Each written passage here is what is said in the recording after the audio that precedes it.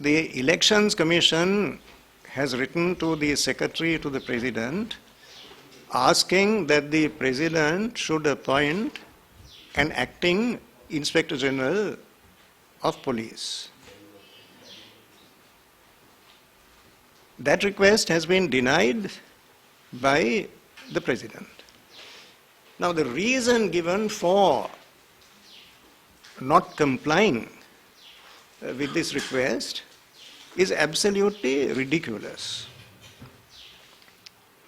The President says that there is a permanent IGP in office. In that situation, he is unable to appoint an acting IGP.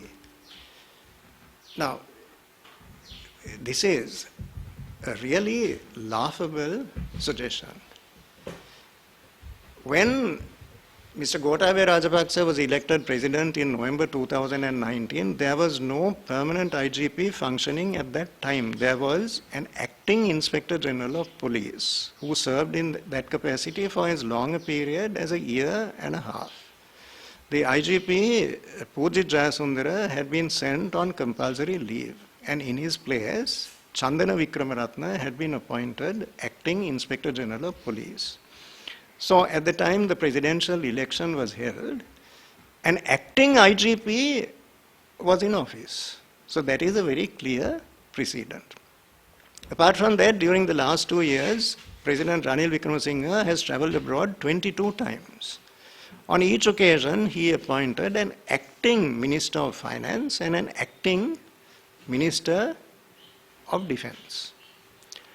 So, but then he continued to be the Minister of Finance and the Minister of Defence. There was no vacancy in either of those positions. Nevertheless, he did not think that there was any problem about appointing an acting minister to function in that office until his return to the country. The President's suggestion is nothing short of absurd. It means that if a minister were to fall ill and has to be hospitalized to undergo, let us say, a surgical operation, then it is not possible to appoint an acting minister. Why? Because a permanent minister is in office and there is no vacancy in that office. The argument is only to be stated for its absurdity to become plain. So why is the President behaving like this? He is a lawyer who obviously knows that what he is saying has no truth or foundation whatsoever. So he is doing, if he was confident of winning this election because a large number of SLPP MPs were supporting him, would he behave in that way? Not at all. He would then do everything in his power to facilitate the conduct of the presidential election and to ensure that it is hassle-free, that there are no problems or complexities of any kind that would arise. That would be the natural attitude of a candidate who has every confidence of achieving a comfortable victory at the election. The President is doing precisely the opposite of that because he knows that he cannot win. This talk of 92 SLPP MPs supporting him is not correct at all. The majority of those who attended that meeting went there under the impression that this was a routine meeting which had been convened by the President, and some of them got up and left the hall when they realized what the true objective of the meeting was. In any case, the critical factor is this, not how many people, how many members of Parliament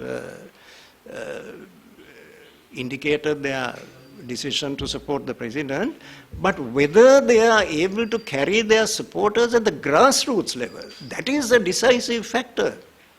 Are they able to bring their supporters with them on this journey? They cannot. Because during the last 2 years, this country has witnessed social upheavals of a kind that we have never seen at any time during a 24-month period in our history. Total vicissitudes, transformations in our society which covered every sector. So the current Parliament does not in any way reflect prevailing public opinion. It is not a mirror of public opinion, but rather a distortion or a caricature of public opinion.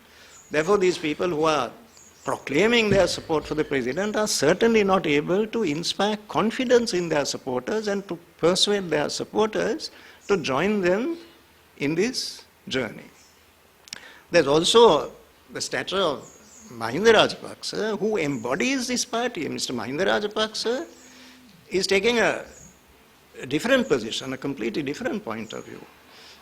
Then the whole country knows why these members of parliament are now raising their hands in support of Mr. Wickremesinghe. They have been enjoying privileges of various kinds, which are definitely unethical, and some of it is plainly illegal. It is having to do with bar permits, litigation before the courts, and various other favors that they have received, which make them dependent upon the incumbent president. So that is not a situation which is going to inspire any kind of confidence in their supporters. Finally, I want to say that whatever the president does or does not do is not going to have any effect on the conduct of this election, because there is very clear provision contained in the constitution of our country. That provision is contained in Article 104G, which imposes upon all public officers in this country an imperative obligation to assist the Commission and to carry out its directions in every way. All public officers, and police officers are included in the category of public officers. That provision goes on to specify the penalty that would be visited upon them in the event of contravention of this provision. 3 years imprisonment. And the forum is the High Court. But there is absolutely no reason to apply that provision, because public officers who are very eager to have this election will certainly comply very readily and willingly with the provisions contained in the Constitution. So there is no gap in our law.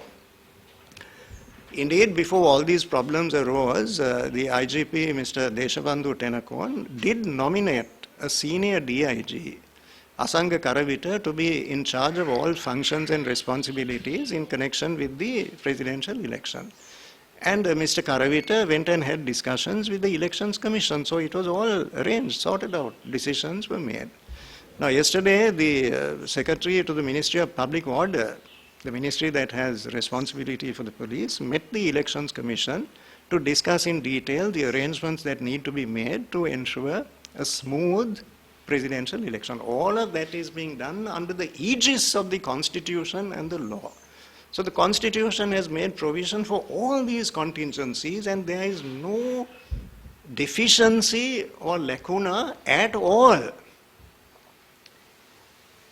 So any hesitation or reluctance on the part of the President to comply with the directions of the Supreme Court or to assist the Elections Commission will not have any bearing upon the conduct of the presidential election on the 21st of September. In doing so, if he does not cooperate, the President is contravening the Constitution, because in terms of Article 33C, the President has a duty to facilitate an environment in which an orderly presidential election can take place. So if he does not comply with that, he is liable under that provision. But whether he complies or not, whatever his attitude may be, the Elections Commission is fully empowered to take all measures that are necessary for the conduct of the presidential election, and the public of this country need to be assured that there is no problem whatsoever regarding the conduct of this election on schedule.